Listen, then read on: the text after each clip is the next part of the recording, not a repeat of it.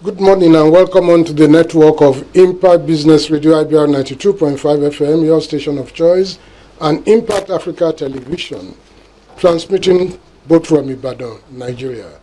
My name is Adefemi Makpadeon. My colleague Anoluwapo Morinde is here with me on this program Insight. On the program Insight, we try to answer a few questions. Who are we? Where are we? How do we ensure that we have a better society? How do we ensure that we have a better Nigeria? And in our present journey, are we really pleased with where we are today? And if we are not pleased with where we are today, how do we get out of here? And how do we move forward? How can we ensure that we have a better Nigeria? That is the focus of Insight. We try to take a look into the past, look at the present, and project into the future. Where are we going as a people and as a nation? Are we, in the words of one of our elder colleagues, on a journey to nowhere? Are we on a road to nowhere? And if indeed we are on a road to nowhere, how do we ensure that we trace our steps and get onto the right track? That is what we do on Insight. Anoluwapo, good morning. Very good morning to you, Femi. Nice to be here. On the program today, we're going to be looking at Nigeria from 1966 to 1975. So many things happened. We need to understand history. When we understand history, then we'll be able to forge ahead. It promises to be an interesting show.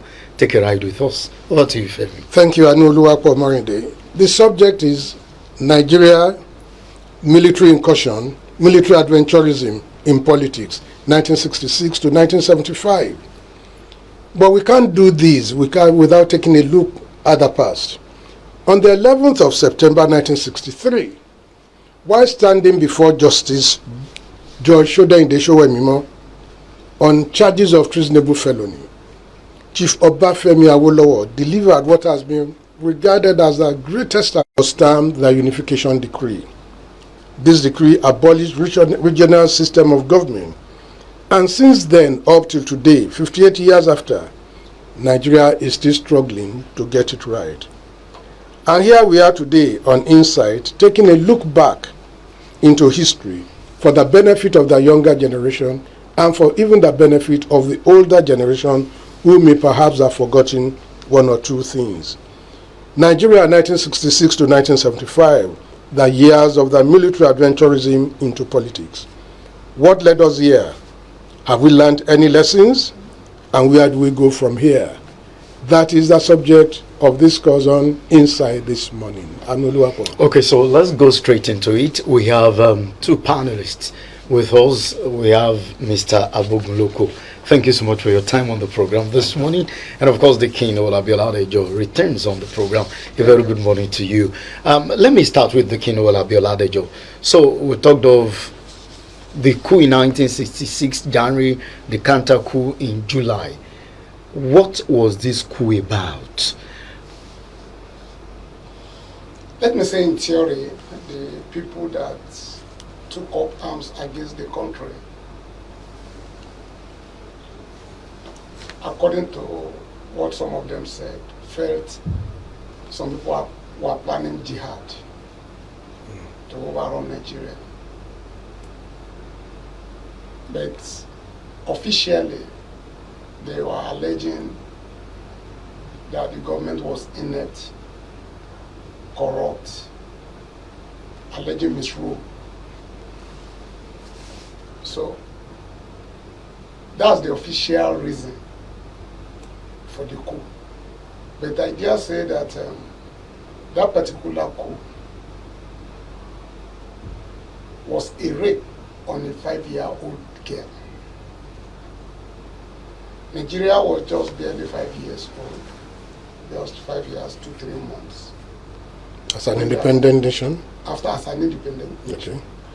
And I think we've established, even here on this program, that the foundation ab initio was faulty. So if you now compound that with that dastard act, you've actually ruined the entire structure. All the pillars that the structure was supposed to rely on were destroyed. They destroyed regionalism, they destroyed the civil service, they destroyed the judiciary. I mean, they destroyed virtually everything. So you then have very, very weak governance structure that anybody can just take up gun and that's all. Nothing to check the other. So that particular coup of January 1966 was the worst thing that could have ever happened to Nigeria as a nation. Okay, Mr. Abogunloko, the coup that Nigeria suffered in 1966 has been described as a rape on a very young nation of 5 years. You want to go down the history lane and recall again from your own perspective what actually happened, what led to it. There are so many things flying around, but just to set record straight, what actually happened, what led to it? Thank you very much. When such a thing happens, it will favor some people because some people were disillusioned with what was happening, especially in the West. We heard of the 1964 election. There were instances of electoral mismanagement. People were declared unopposed. Where people did not vote, they were declared victorious, and so on and so forth. There were a lot of problems. The West had barely survived from the emergency rule, emergency declaration. The 1962 to 63 was this June 1963 to 31 inquiry, Coca inquiry.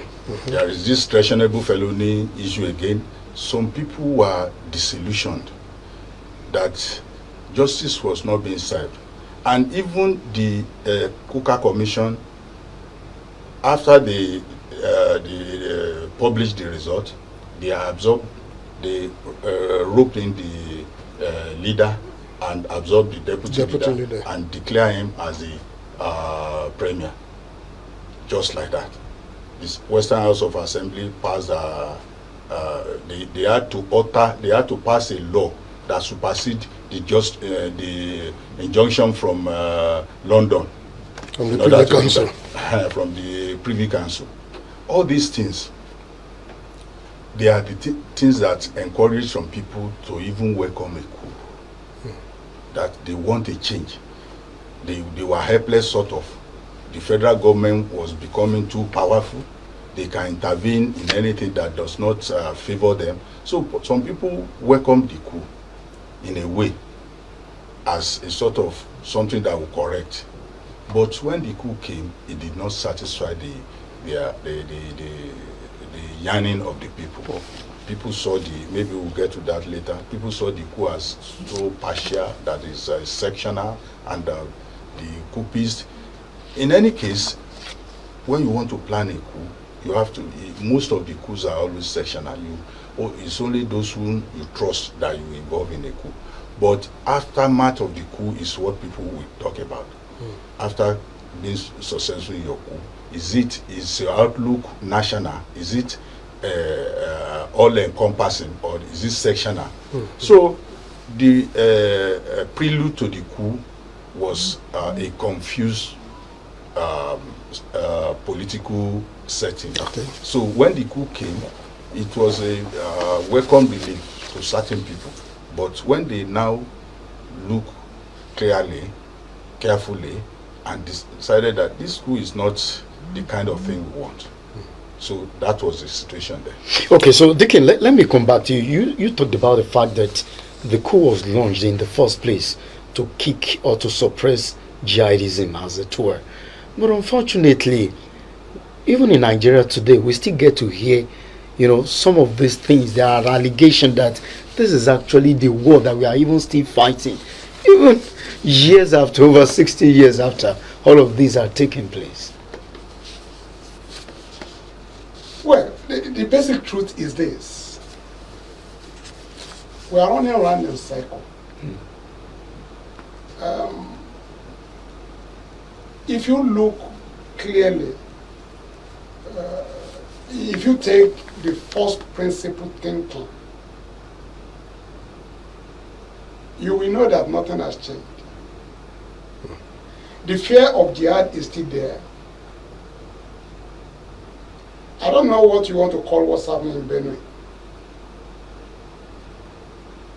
Ethnic cleansing. To achieve what?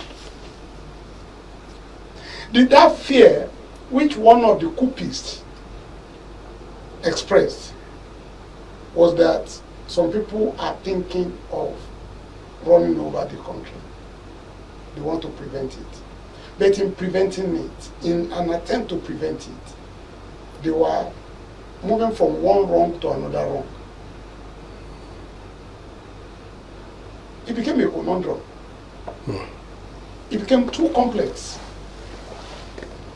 And I normally want to say, when things become too complex, go to the simple facts.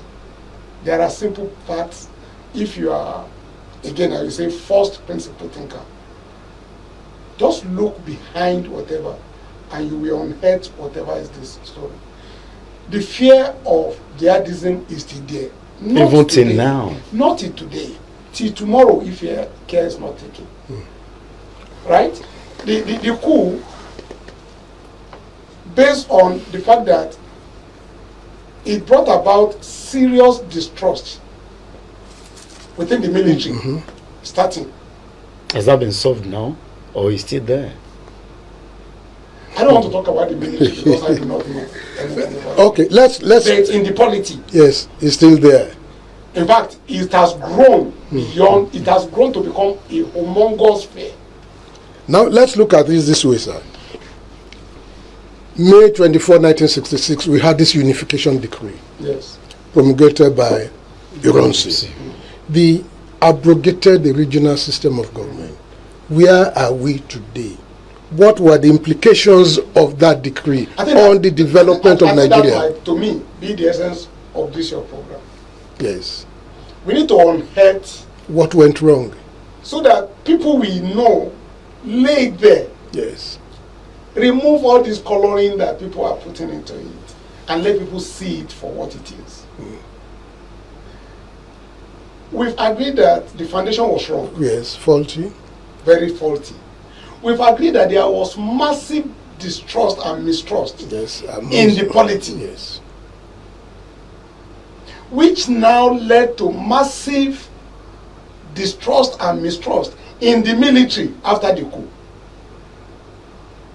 I want to imagine that up until that time, esprit de corps Was very Still strong. existing. was still existing. An average soldier from Benue with an average soldier from Oka does not see that uniform, Uniform. is their brotherhood. So long as you wear that, you are of the same parent. But that coup, when people look at it and say, could this be an accident? Could this be just something that just happened? Is it an happenstance? And it became clear that no, there must be more to this. So that esprit de corps was slaughtered. Right? And I'm not really sure now. Sometimes ago, I was talking with somebody and he said his own junior brother, they've warned him never to go to officers' mess. Because that's where they mess each other up. His junior brother happens to be a military officer. Happens to be a military officer. And immediately he entered, they told him, you have no business Going to the officer's mess. to go to the officers' mess. Go to town, go and enjoy yourself if you want. Bring your friends to your own house if you want. But not the mess. Not the mess. Now, the mess was a creation of brotherhood we share drinks, we share jokes and whatever. If somebody will have to be warning you not to be part of such a joke, such camaraderie, it means the brotherhood is not there. So the truth is this: there was very, very heavy distrust in the polity from 1914. Could that have led to this unification decree that Eronsi put up? That's a misadventure. I'm not aware of a heterogeneous society that is being ruled by that. And it was said that, okay, again, we are coming back to that now.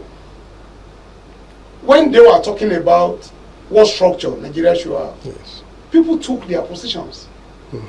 Ahmadu Bello took a position of confederalism, Confederation, yes. right?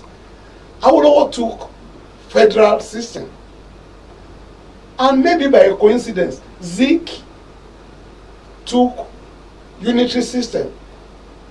And the guy that came happened to, that's why I say maybe by coincidence, happened to be His blood brother. from that side. So what you could not get by negotiating with your brothers, God by your force. your brother is now using gun to achieve it. And that's why the people who believe in confederalism said, no, this is not what our forefathers were talking about. We won't take this. The military coup generally anywhere in the world is an aberration. So the unification decree has led us into all of this that we are even still facing today. Perhaps that was the intention of the coup ab initio. But when you look at the perpetrators or the mastermind of this coup, Mr. Abogunloko, you begin to ask yourself whether it was preconceived or it was just a response to, the happening at that time. Well, one cannot say it wasn't a response to what was happening. Like I told you the other time, I hinted that before you want to plan a coup, you want to do it with those whom you trust. And if you look at all successful, even the unsuccessful ones in Nigeria, after the first coup, all the coups that have been happening are planned from people from the north. I am not particularly vexed by the coup, the first coup or the planners, but the management of the coup was the problem. How do you mean? If they had been successful, or as they were unsuccessful, if those who inherited the power had done something to that manage pleases everybody, manage it well, it was the mismanagement that caused all these things. Those who planned the coup, there were some Dimka coup, and they were planned by a section, even a section of the north, and they were saying that they want to liberate Nigeria, they want to do this. These coupists, you snag the coup from them, but then you did not do what will please everybody. Were they trained to manage the system in the first place? No, the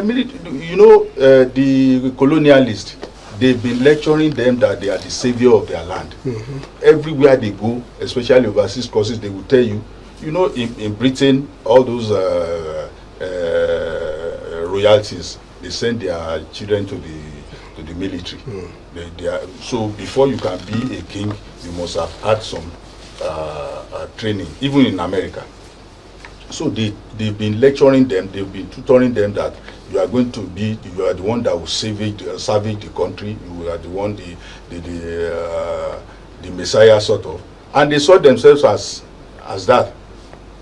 But after they mismanaged the coup, even the planning of the coup, at a certain point, they started, you started noticing that this thing is sectional. It's only people from certain areas that were killed. Those who are from your area, they fell into your hand and you allowed them to go. All these things contributed to people revolting, which caused the rematch.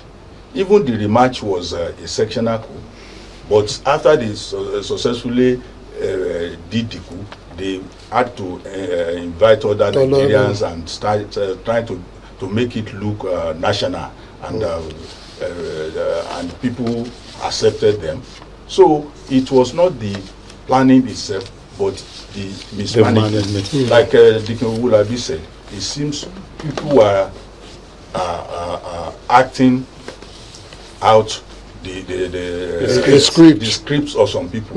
Even in the person who drafted the unification decree. The person came from certain area of the country, and the decree was tailored in their own thinking, in their own philosophy, that sooner or later they will be the controller of Nigeria, and so on and so forth.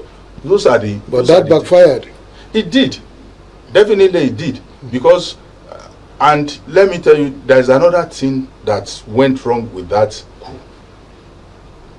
And it is the disposition of the components of Nigeria. People that make up the country. The three main tribes. If a Yoruba man becomes successful in certain things, the Yoruba believe that if your yam seedling produce a very big bountiful harvest, yes. If you want to eat it, you have to cover it with your hand. It's not literally covering it with your head. You might cut it into pieces and put it in basket before you come. You don't place something on your son and tell him to be rolling the street, so that they will see that your yam has produced certain things. Those who planned that coup, they were doing certain things in the north. They were in your face kind of a thing. That they were rubbing it on them. And it is still happening till today. Go to social media now. Some people, the way they are projecting the hatred they have for certain people, you will wonder, after all this, why are people still behaving this way? It means we are still not the same. Dike, let me come back to you. Was there any other option apart from unification, the decree at that time? I don't understand. Reading into the mind of, those who sat down to say that this decree is that of unification. People sat down. They had their first such meeting here in Ibadan. They went to London twice after. Negotiating what? The structure of governance. And they ended up 1958 coming up with pure federal system of government.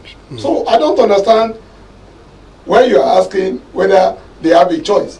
I mean, the idea really is this. If we agree that we are three, even though ordinarily we are more than that, but let's imagine that we are three: the north, the western region, and the eastern region. The main thing that anybody would have done was to find a way of getting an inclusive government. Right? That I will feel I have a stake in as a Yoruba man. You will feel you have a stake in as an Hausa man. I will feel I have a stake in as an Easterner. Okay, so since there was an agreement before all of this, let's probe into why unification, knowing fully well that there was an agreement. You could have run with something else. That's exactly why we are where we are. Some are bad in negotiation. It is my way or no way. I mean, I'm sure you would have heard that they had elections in United States of America. What you are experiencing in Nigeria today, have you ever seen such? Have you ever seen oppositions or whatever in Britain doing what we are doing here? If I do not win, I must destroy. I must ensure that the way you put your cap, I criticize it so that you either remove it or whatever. I'll change it to my own style. I mean, where else have you seen this type of politics being played? It's because essentially we are not one. Okay, Mr. Abogunloko, when Chief Awolowo made the statement that the rule of law will change into darkness, are we out of that now? Not at all. The man was prophetic in his observation, because he could see that what happened to him was a sort of Orchestrated thing? like you just want to rope him in, just to stop him, just to, it was a Want him out. to demarcate him and get him out of the way. And the man is a deep thinking man. He could see that all those things they were doing will not last, and it will not help the country. And he has been with his people, the Yorubas, and he knew how well we have gone into with positive mind into this kind of the government in those days, and he could see disappointment, and he could see disillusionment in them. In such a way, if one could think deep like he did, like he was a deep thinker, you will see that the future will be bleak. And like all the things that should work for a progressive government and development were being bastardized. The judiciary, the law enforcement, and even the governance structure was distorted. At least in a federal system, the federal government should not be involved in what is happening in the component parts of the region, as it were. The federal government was 100% involved in what was happening in Western region. Okay. He could see that that was a deviation, and he knew that those things will go on and on and on. But after his demise, Dikin Oladejo, on that day, September 11, 1960, he said that there will be a glorious dawn. That after darkness, there will be a glorious dawn. 1963, this is 2024, 61 years after. In fact, he Where is said the those glory? who plan those things, you will not meet You them. won't You meet. won't meet them when he comes out. So, are we anywhere near the glorious dawn? Has the glorious dawn come? When should we expect the glorious dawn? Before you expect any glorious dawn, nothing just happens. Things are made to happen. Glorious dawn won't just happen. It has to be ignited by some people. What the man was simply saying is that if you get to a time where you can't take it and you will lead yourself out of darkness, you don't cause darkness, you light the candle, okay? You don't cause darkness. You have to deliberately look for light. And that's what the man is saying. Absence of light is dark. I mean, that's That's just it. right? The word darkness itself is a single word describing absence of light. But the ones he was referring to, are they deliberately, conscious of the fact that there must be light? There is nothing you can do against the truth. You can do everything. You can manipulate facts. If Okay. you find a deep thinker, like my partner here described, Chief a Awolowo. deep thinker, particularly a first principle thinker, right? You will think he's prophesying. He's not prophesying. He's only putting facts together, and you can't truths together. You can't manipulate truth. Okay. Now let's hear from you back home. 0916-104-7698, 0916-104-7698, 0811-052-6487, 0811-052-6487, or 9257. 0902-280-9257. That military incursion, military adventurism into politics in Nigeria. Nigeria in retrospect, 1966 to 1975. That's what we've been looking at on the program this morning. What are your views? Are we out of the woods? Are we still there? How do we get out of the woods? And to get out of the woods, what steps should we take, Mr. Abuguluku? Okay, let's take this call. We have a caller here. Hello. Hello, good morning. Hello, good morning. Thank you. I'm Oyere from Ibadan. Welcome.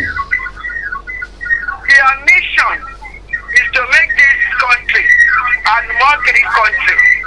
That is why the British and the America are supporting the Northerners to destroy this country completely. All hands must be on deck. If you want to see the progress of this country, the next thing is to go back to regions so that we will be able to fix our country well. How can you train a child to the level of having an OND, HND graduate, and you say you'll be giving him 25,000 for what? Are they trying to be a beggar? Okay, Mr. Yerinde. Thank you so much, sir, Mr. for for your calling time on the program this morning. This is the letter written to Agunyi Ironsi by Chief Obafemi Awolowo. He says, no country, however advanced and civilized, can afford to waste any of its talent, be they ever so small.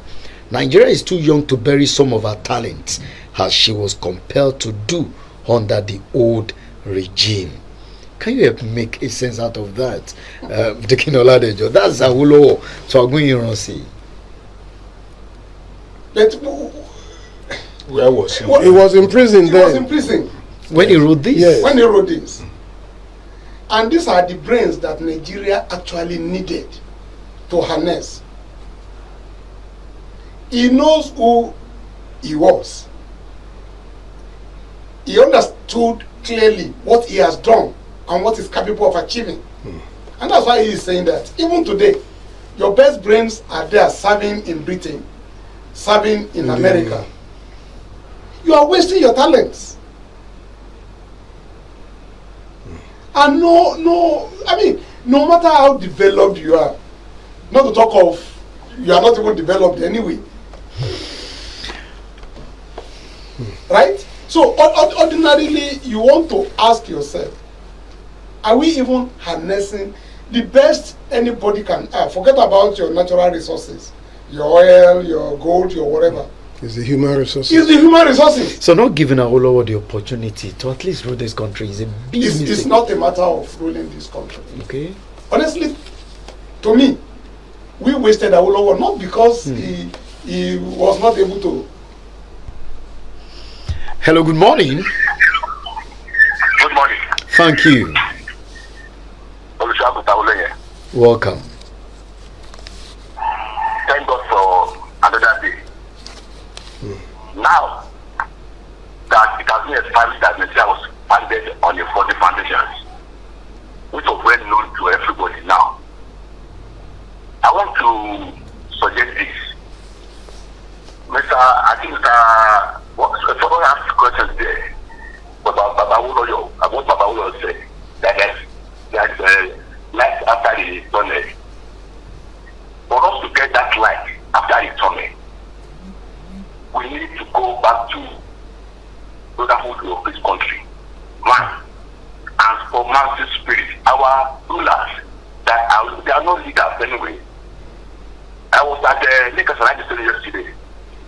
You see how the policemen that they are going on there. If you see how the policemen interact with one another, there's need for us in this country to embed the spirit of ownership and brotherhood. That's the only way I would truly want to see the light after the tunnel. Good morning. Thank you so much.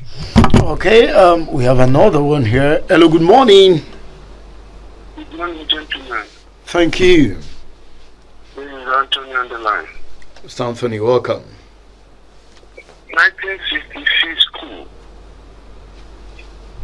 going by the book written by retired Brigadier General Adi Osama as one of those in the forefront of the war as part of the 3rd Marine Commandos under or within the department headed probably by Baba Obasanjo. And the account of that wonderful book was just about what transpired between the war between the Biafra and the Nigerians, so to say. And what he was trying to say that the purpose of that war was to unite Nigeria back, that they don't want division, but they want one Nigeria, one indivisible Nigeria, where equity, fairness, and justice enshrined. But unfortunately, that is not the case. The purpose of the war was defeated. Going by what is going on in the country now, Okay. we are divided more. The wonderful guest has said it. There's no trust. So what do? See, the purpose of that civil war has failed. We have to come back to the round table and redefine the course of running this country. And many wonderful men like the guys there and provide the way out. There are systems on ground operated before the whole thing was disrupted. And that time it's worked. Why can't we look at it back? Okay. Now, I said this morning, looking at parastatal, trying to merge, trying to whatever, it's not the solution to the problem on ground. The problem is systemic and should be addressed systemically.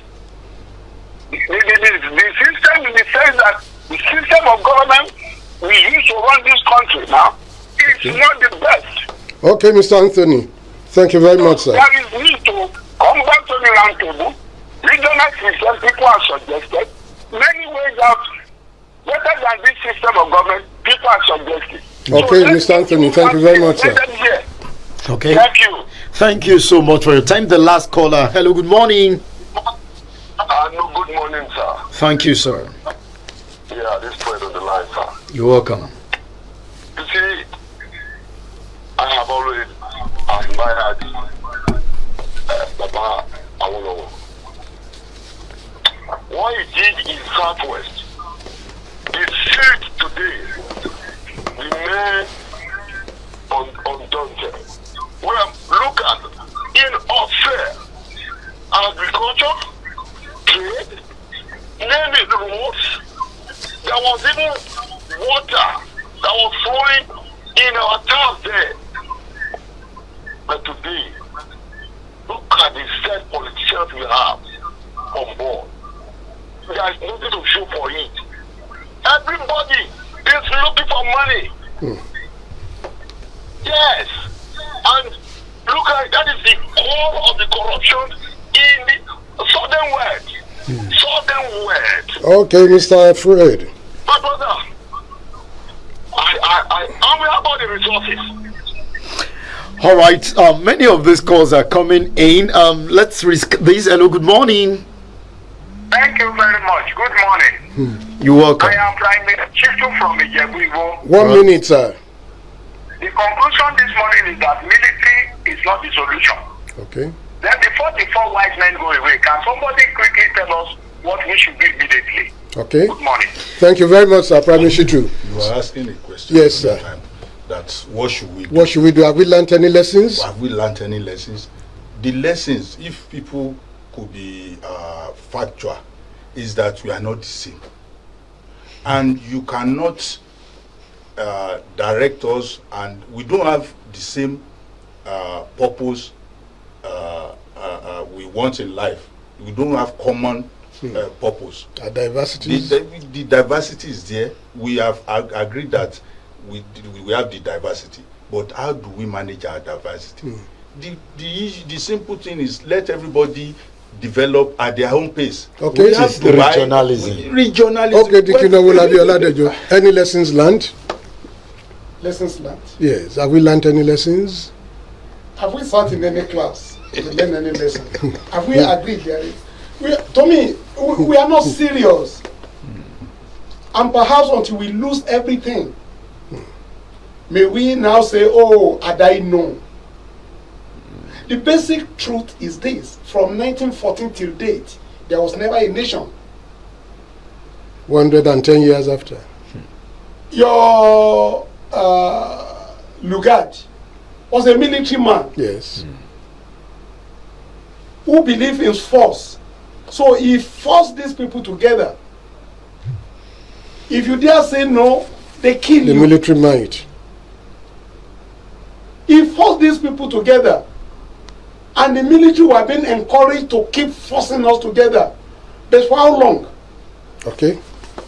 You need to sit in a class to say you learn a lesson. Okay. Are we in any class? Hanu? Okay, let's call it a day. We need to sit. But of course, when you say we need to sit, 2014 will come to mind. But unfortunately, you once said that was not, what we That's need. not what we They want. confer. Because some persons are already saying, oh, another report is back to It's life. back, so why let us 2014, visit? Tinubu will 2014, pick let up the us pick it 2014 up. national confer. Who put that together? Were you consulted? But they chose Nigerians who put these things The together. people that are The ruling and government chose misruling these people together now. today, they are Nigerians, are they not? But are they doing your bidding? Will an average Igbo man agree that an Ibadan man is his brother? Okay. Maybe we'll pick it up from there next week. Next week, thank you so much. It promises to be interesting again next week. Looking back, if you don't look back at times, you may not be able, to forge ahead, and you will not appreciate where you are. It's been said, hold on to it, and of course, run with it. I am Anu Luakwo. Till next week.